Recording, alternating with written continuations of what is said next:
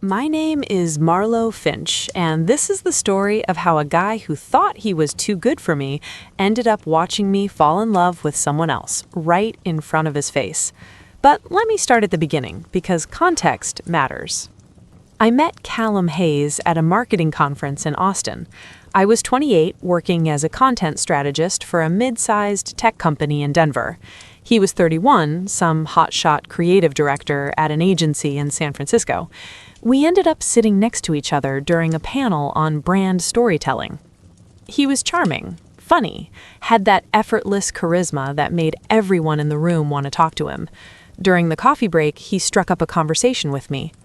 "You asked a great question back there," he said, holding his espresso, "about authenticity and corporate messaging. Most people don't think that deeply."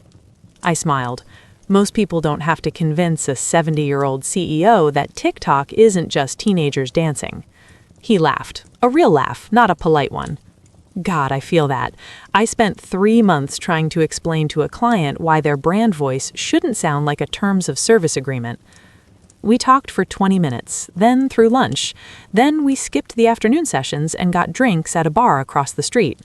It was one of those conversations that flows effortlessly. We talked about work, about cities, about the weird pressure of being in your late 20s and feeling like you should have life figured out by now. He told me about his failed engagement 2 years prior. I told him about my last relationship ending because my ex wanted to move to Seattle and I didn't.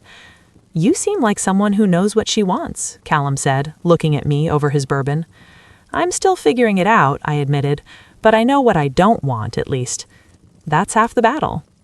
When the conference ended the next day, we exchanged numbers. He texted me on his flight back to San Francisco. "Best part of that conference was meeting you. Let's not be strangers." We weren't strangers. For the next 3 months, we texted constantly.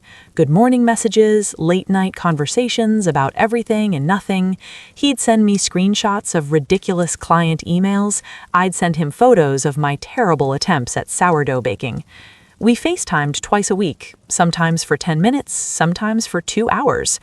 I learned that he was obsessed with obscure jazz, that he ran marathons, that he had a younger sister he was incredibly protective of. He learned that I was afraid of flying, that I could quote The Princess Bride verbatim, that I had wanted to be a novelist before I fell into marketing. "You should write a book," he said one night. "About what?" "I don't know, whatever you want. You're good with words. You could do it." It felt nice being seen like that, being encouraged. We made plans for him to visit Denver. He had a long weekend coming up in October. He'd fly in Friday night, we'd spend the weekend exploring the city, and he'd fly back Monday morning. I was excited, more than excited. I deep cleaned my apartment, made restaurant reservations, planned a whole itinerary. I told my best friend Simone about him. 3 months of texting and he's finally visiting? Simone raised an eyebrow. "Are you guys dating or not?" "I don't know," I said honestly. "We haven't defined it." "Marlowe, you text him every day, you FaceTime twice a week, you're planning a romantic weekend, you're dating." "Maybe," I said, but part of me wasn't sure. Callum had never actually said we were dating. We'd never had the "what are we" conversation. It existed in this undefined space that felt both thrilling and terrifying. The weekend of his visit finally arrived. I picked him up from the airport Friday night. When I saw him walking through arrivals, taller than I remembered, wearing a leather jacket and carrying a navy duffel bag, my heart actually skipped. "Marlowe Finch," he said, grinning. "You're even prettier than FaceTime suggested." We hugged. It lasted a beat longer than a friendly hug should. That night, we got dinner at a tapas place downtown. The conversation flowed just like it had over text, over FaceTime, over those initial drinks in Austin.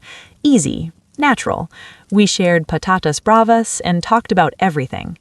After dinner, we walked around downtown Denver. It was one of those perfect October nights, cool enough for a jacket, but not cold. The city lights reflected off the buildings. We ended up sitting on a bench near the Capitol, talking until midnight. He kissed me. Finally, after 3 months of buildup, he kissed me, and it felt like everything clicking into place. Saturday was perfect. We hiked, got brunch, visited art galleries. That night, we went to a concert, a jazz trio at a small venue he'd found. We sat close, his arm around my shoulders, and I thought, this is it. This is what I've been waiting for. We went back to my apartment. We kissed on my couch. Things got heated, but then he pulled back. I should probably go back to my hotel, he said. You don't have to. You can stay here. I have a guest room if you want, or... I know, he kissed my forehead, but I want to do this right. I don't want to rush. It was sweet, respectful. I liked that about him. Sunday morning, we got coffee and walked around my neighborhood. Everything still felt good. Easy. But then, Sunday afternoon, something shifted. We were sitting in a park, and I mentioned something about Thanksgiving. My family does this big thing in Connecticut, I said. It's chaotic, but fun. You should come if you're not doing anything. He went quiet for a second. That's still like 6 weeks away. Yeah, I know. I'm just saying if you wanted to. That's pretty serious, Marlowe, meeting family. I mean, we've been talking for 3 months. You just flew here for the weekend. I thought what? That we were, I don't know, heading somewhere? He looked away. I really like you. You know that, right? My stomach dropped. Nothing good ever follows, I really like you, but... But? I prompted. But I don't think I'm looking for something serious right now. I thought you knew that. How would I know that? You never said that. We've been talking every day for 3 months. Yeah, as friends. I mean, yes, there's attraction, obviously, but I didn't think we were like dating. I stared at him. You flew to Denver for a romantic weekend. We just kissed multiple times. What did you think this was? I don't know. I like spending time with you. I think you're great, but I'm not looking for a girlfriend right now. My career's taking off. I'm traveling constantly. I don't have the bandwidth for a relationship. The word bandwidth made me want to scream, like I was some project he didn't have time to manage. So what was this weekend? I asked quietly. Us hanging out, having fun. Right. I stood up. I think you should probably head to your hotel. Marlowe, don't be like that. Like what? Upset that you led me on for 3 months? I didn't lead you on. I was honest about where I'm at. You were absolutely not honest. You let me think this was going somewhere. You planned a whole romantic weekend. You kissed me. People can kiss without it meaning they're in a relationship. I felt like I'd been slapped. Get your stuff from my apartment. I'll drive you to your hotel. The drive was silent. He tried to talk a few times, but I didn't respond. When I pulled up to his hotel, he turned to me. I'm sorry if I hurt you. That wasn't my intention. Your intentions don't really matter when the outcome is the same. He got out. I drove home and cried for 2 hours straight. Simone came over with wine and ice cream. He's an asshole, she declared. A classic, I want all the benefits of a relationship without any of the commitment asshole. Maybe I misread it, I said. Maybe I projected what I wanted onto the situation. No, he knew what he was doing. He wanted your attention, your emotional energy, your time, but he didn't want to actually commit to you. That's using someone, Marlowe. I didn't hear from Callum for 3 days. Then Wednesday night, he texted, Hey, I've been thinking about this weekend. I feel like we left things in a weird place. I didn't respond. He texted again the next morning. I miss talking to you. Can we FaceTime later? I stared at the message for a long time. Part of me wanted to answer. Part of me missed him too. Missed the version of him I thought existed. But I didn't respond. Friday night he called. I didn't answer. He left a voicemail. Marlowe, come on, don't ghost me. We're adults. We can talk about this. I don't want to lose you as a friend. You're important to me. A friend. That's what he was to me. Someone important enough to keep around for ego boosts and entertaining conversations, but not important enough to actually date. I deleted the voicemail. 2 weeks passed. Work kept me busy. I threw myself into a big campaign launch, stayed late at the office, avoided thinking about Callum. Then one night, he texted again. I know you're mad, I get it, but I think you're overreacting a little. We had fun together. Why does it have to be all or nothing? Can't we just enjoy each other's company without labels? I stared at that message for a full minute. Then I typed back, "You're right, we did have fun. But here's the thing, I'm looking for something real. You're not. That's fine. You're allowed to want what you want. But so am I. And what I want is someone who sees me as girlfriend material, not just someone fun to text when you're bored." I hit send before I could second-guess myself. He responded immediately. "That's not fair. I never said you weren't girlfriend material." "You didn't have to say it. You made it clear through your actions. And that's okay. I hope you find what you're looking for. Take care." I blocked his number. Simone high-fived me when I told her, "That's growth, babe, knowing your worth." "I feel like shit, though," I admitted. "That's normal, but you did the right thing." I tried to move on. I really did. I went on a few dates, apps, setups from friends. They were fine. Nothing special, but fine. Then, about a month after I blocked Callum, I met Theo.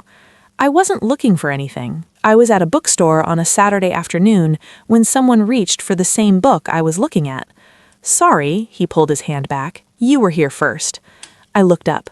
He was maybe 33, with dark hair that was slightly too long and glasses that made him look like a professor. He was holding a stack of books, mostly literary fiction and poetry. "It's okay," I said. "Were you going for this one?" I held up the book, a debut novel I'd been meaning to read. "Yeah, but you take it. I have like 6 books already." He gestured to his stack. "I have a problem." I laughed. "That's not a problem. That's a healthy hobby." Tell that to my sagging bookshelves. We ended up talking for 20 minutes in the fiction aisle. His name was Theodore Wright. Theo, please. Theodore makes me sound like I should be wearing a monocle. And he's a high school English teacher. He'd just moved to Denver from Portland 3 months ago. "Why Denver?" I asked. Needed a change of scenery. Portland was starting to feel small. Plus, I got a job offer at a good school here. "Do you like it so far?" "Still figuring it out. I don't really know anyone here yet, which is why I spend my Saturdays talking to strangers in bookstores. Could be worse hobbies." He smiled. "Could you recommend a good coffee place around here? I'm still learning the neighborhood." "There's a great one 2 blocks away. Want to show me?" I hesitated for exactly 2 seconds. Then, sure. We got coffee. Talked for 2 hours. He was thoughtful, curious, genuinely interested in what I had to say. He asked about my work, my life in Denver, my favorite books.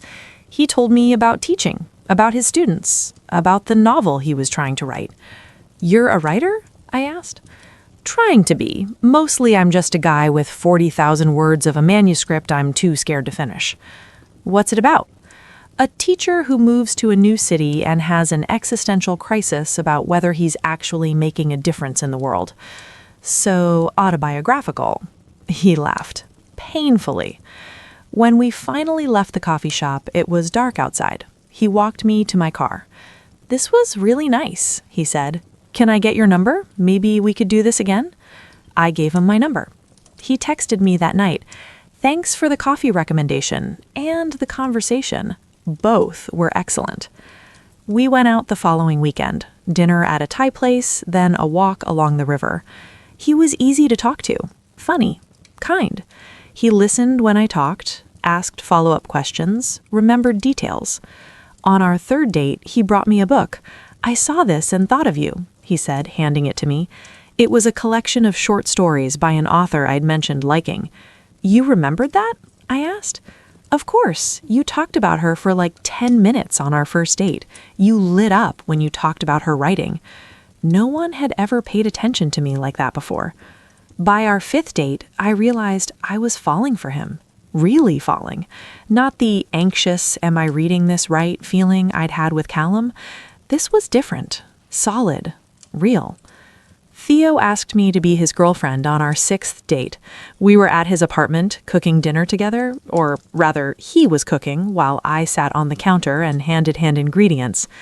"So I have a question," he said, stirring pasta sauce. "Shoot. Do you want to be my girlfriend? Officially?" I smiled. "Are you asking me or the pasta?" I'm asking you, Marlowe Finch. I really like you. I like spending time with you. I want to keep doing this, and I want to do it in a way where we both know what this is. Yes, I said.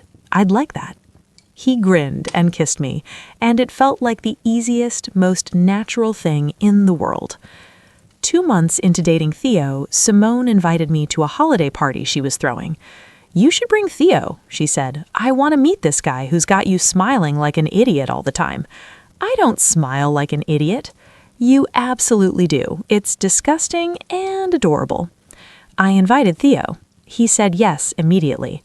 Then, 3 days before the party, Simone texted me, "Heads up, I ran into Callum at a work thing and stupidly mentioned the party before I remembered you guys had drama. He asked if he could come. I couldn't say no without being weird. Sorry." My stomach dropped. I called her. "Simone, what the hell?" I know, I'm sorry. He was there with some colleagues and we were all talking and it just came up and I panicked. So Callum's going to be at your party? Yes, but you're bringing Theo, right? So it's fine. You'll be with your amazing boyfriend and Callum will see what he missed out on. It's actually perfect. It's not perfect. It's awkward as hell. Only if you make it awkward. Just go, have fun with Theo, and ignore Callum completely. I told Theo about it that night. My ex will be at this party. Well, not my ex exactly. It's complicated. A guy I was seeing briefly. It ended badly. I just wanted you to know in case it's weird. Theo shrugged. Doesn't bother me, unless it bothers you? I don't know. Maybe a little. Do you still have feelings for him? God, no. It's just, I don't know, uncomfortable, I guess. Then we don't have to go. We can do something else. No, I want to go. Simone is my best friend and I want her to meet you. Then we'll go, and if it's weird, we'll leave early. Easy. That's what I loved about Theo. Everything was easy with him. The night of the party arrived. I wore a black dress that made me feel confident. Theo wore a dark green sweater that made his eyes look incredible. You look beautiful, he said when he picked me up. You clean up pretty well yourself. We arrived at Simone's place around 8. The party was already in full swing. Music, people everywhere, drinks flowing. Simone grabbed me immediately. You made it, and this must be Theo. She hugged him. I've heard so much about you. Hopefully good things? Theo asked. Mostly good, some weird. Simone winked at me. He's here, by the way, by the kitchen. Fair warning. My stomach clenched. Thanks for the heads up. Theo took my hand. You okay? Yeah, let's get a drink. We made our way to the drink table. I didn't look towards the kitchen. Not yet. But then I heard his voice. Marlowe. I turned. There was Callum Hayes, holding a beer, looking exactly like I remembered. Same confident smile, same effortless charm. Hey, Callum, I said evenly. His eyes flicked to Theo, then back to me. It's been a while. How are you? Good. Really good, actually. That's great. I'm glad. He was still looking at Theo, waiting for an introduction. I didn't give him one. Well, good to see you, I said, turning away. Theo and I moved to the other side of the room. He didn't ask who that was. Didn't need to. We spent the next hour talking to people, laughing, dancing a little. Theo was charming with Simone's friends, funny, engaging. He fit seamlessly into my life in a way that felt natural. I caught Callum watching us a few times. I didn't acknowledge it. Then, around 10, I went to the bathroom. When I came out, Callum was waiting in the hallway. Can we talk for a second? He asked. I don't think there's much to say. I wanted to apologize for how things ended. I handled it badly. Okay, apology accepted. Is that your boyfriend, the guy you're with? Yes. He seems nice. He is. Callum shifted uncomfortably. I've thought about you a lot. About us. I think I made a mistake. I stared at him. You made a lot of mistakes, Callum. I mean, with you, letting you go. I wasn't ready then, but I think I am now. I think we should give it another shot. I almost laughed. Are you serious? Yeah, I miss you. I miss talking to you. I think we could be really good together. You texted me that I wasn't girlfriend material. You said you didn't have the bandwidth for a relationship. I was scared. I was coming off a broken engagement. I wasn't ready to jump into something serious. But I've had time to think, and I realize what I lost. What you lost, I repeated. That's interesting phrasing. Marlowe, come on, we had something real. No, Callum, you had something convenient. I had something real. There's a difference. That's not fair. You know what's not fair? Leading someone on for 3 months, making them think you care about them, then pulling the rug out and acting like they're crazy for expecting more. I never meant to hurt you, but you did, and now you're only interested because you see me with someone else. That's not love, Callum. That's ego. He opened his mouth to respond, but I kept going.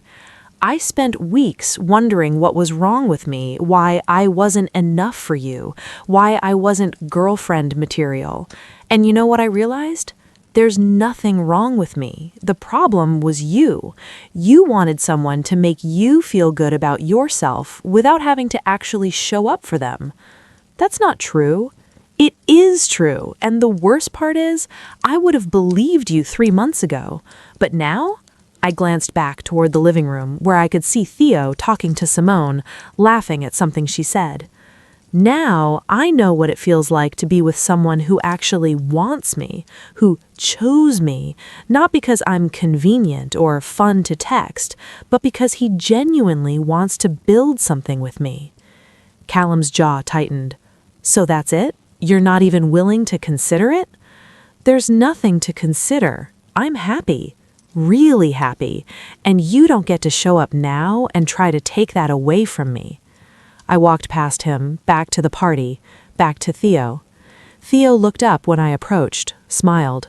You okay? Yeah, I said, and meant it. I'm perfect. He kissed my forehead. Want to dance? I'd love to. We danced in Simone's living room to music that was too loud, surrounded by people I cared about. Theo held me close, whispered something funny in my ear that made me laugh. From across the room, I saw Callum watching. He wasn't smiling anymore. I didn't care.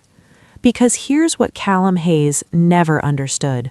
I wasn't mad that he didn't want a relationship. People are allowed to want what they want. I was mad that he wasted my time, that he kept me in limbo, enjoying my attention and affection without being honest about his intentions. That he made me feel like I wasn't enough, when the truth was, he was never going to be enough for me.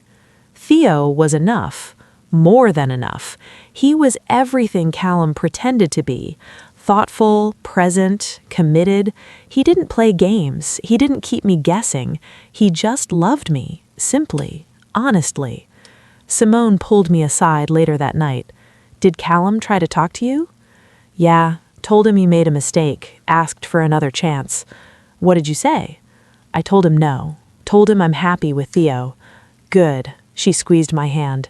You deserve someone who knows your worth from day one, not someone who only realizes it when they see you with someone else. I know. I finally know. Callum left the party around 11, didn't say goodbye to me, just slipped out. Theo and I stayed until midnight helping Simone clean up. When we finally left, Theo drove me home. That wasn't so bad, right? Seeing your ex? Not an ex, remember, just a guy I wasted 3 months on. Well, his loss. Definitely his loss. At my door, Theo kissed me goodnight. I'll see you tomorrow? Brunch? Perfect. I watched him drive away, then went inside. Sat on my couch with a cup of tea and thought about the last few months, about how much had changed, how much I'd changed.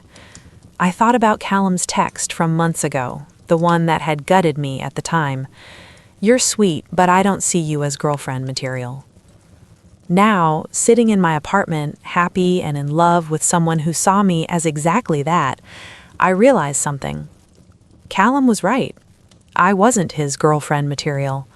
I was better than that. I was the kind of woman who knew her worth, who didn't settle, who walked away from men who didn't appreciate her and toward men who did. I was Theo's girlfriend material, and that was so much better. My phone buzzed, a text from an unknown number. I knew who it was before I even opened it. I meant what I said tonight. I think we could be great together. If you ever change your mind, I'm here. I stared at the message for a second. Then I blocked the number. Theo texted a minute later. Just got home. Thanks for bringing me tonight. I had a great time. Your friends are wonderful. You're wonderful. Sleep well.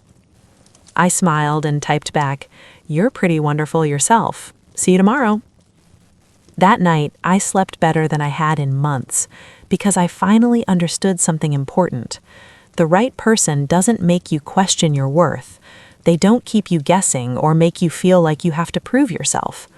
The right person just sees you and says, yes, you. I choose you.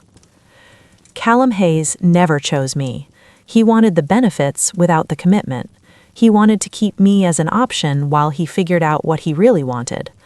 Theo Wright chose me from day one, asked me to be his girlfriend, introduced me to his friends, made plans for the future, showed up. Consistently. That's the difference between someone who sees you as not girlfriend material and someone who sees you as the love of their life. 6 months later, Theo and I moved in together. A year after that, he proposed. We got married in a small ceremony surrounded by people we loved. Simone was my maid of honor. She gave a speech about how she'd watched me go through heartbreak and come out stronger. Marlowe could have stayed bitter, she said.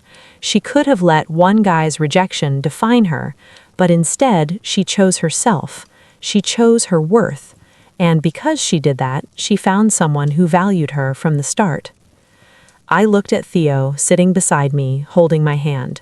He was crying a little, which made me cry. I never heard from Callum again after that blocked text. I have no idea what he's doing now, if he's happy, if he ever found what he was looking for. And honestly, I don't care. Because my life isn't defined by the men who didn't choose me, it's defined by the man who did, by the love I built with someone who saw me, really saw me, and decided I was worth everything. Callum Hayes thought I wasn't girlfriend material. Theo Wright thought I was wife material. Guess which one was right? My name is Marlowe Finch. A guy once told me I wasn't good enough for him, so I found someone who knew I was more than enough, and I never looked back.